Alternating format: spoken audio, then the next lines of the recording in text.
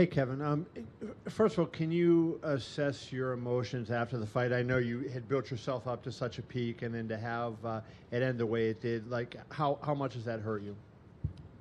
Yeah, I'm devastated. I mean, you know, I feel like I worked my ass off for this fight.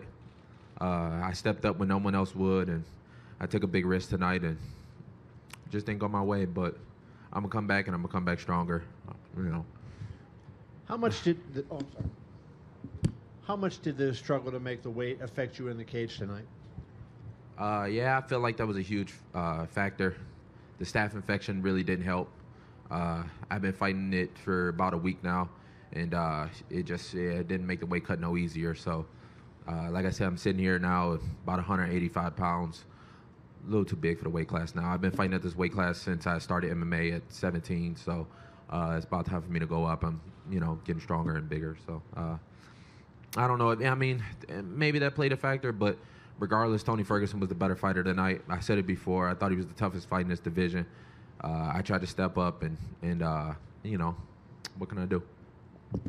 And when you got out of the armbar there, did you feel like you had a chance to break free of him a second, or did how quickly he got that triangle on you? But did you feel like you ever had a chance to escape after you got out of the armbar?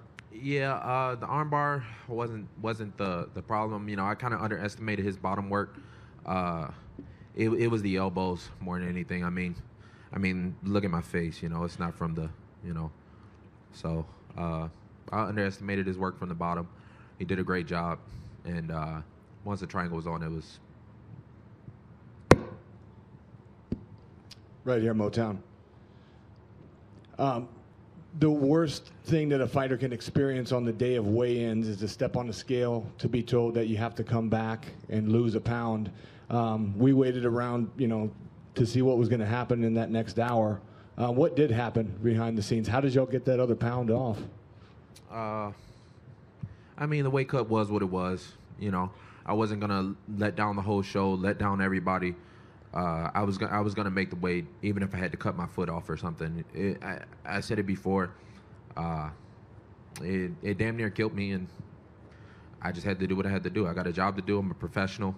I'm gonna come out here, no matter how bad it hurts, no matter what. I'm gonna go out there, and I feel like I put my best performance on tonight. By the third round, it just was too much for me. Well, I think now is a great time to speak about it. And everybody agrees. Every fighter I've ever spoken to agrees, and I've heard you talk about it many times. A 165-pound division is needed, but that's another conversation. My last question: at the end of round one, you seemed pretty close to stopping it. Did you feel as though, did your killer instinct kick in? Did you feel as though you had the win, or did you maybe get overzealous, you think? A little bit, but with Tony, he's a dog. I said it before the fight. He's definitely been the toughest fight in this division. He's a rightful champion. I tried to make it a dog fight with him. I tried to let him know it's going to be a fight. At the end of the first, you got to put that man out. He there's no quit in him. He kept coming forward, and he kept the pressure, and he did what a champion is supposed to do. And I wish him nothing but the best. It might have been a lot of back and forth before, but we come from the same alma mater. I know how tough Tony Ferguson is, and he's the best man in the world. Anyone else?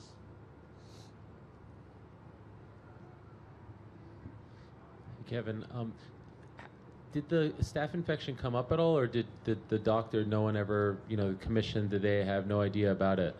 I tried my best to hide it. I wasn't, it's a big event.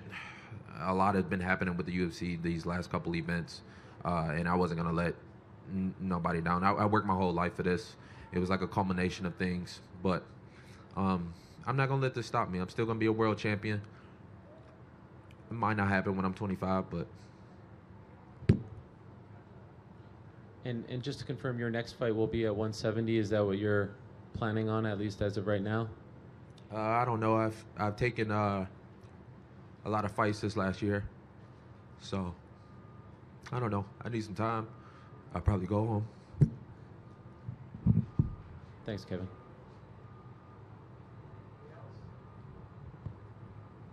So, Kevin, with all respect, staph infection or not, Do you feel like you lost a little bit of that fight on the scales? That 155 is just not a good look anymore? You can say what you want, but Tony Ferguson was the better man tonight.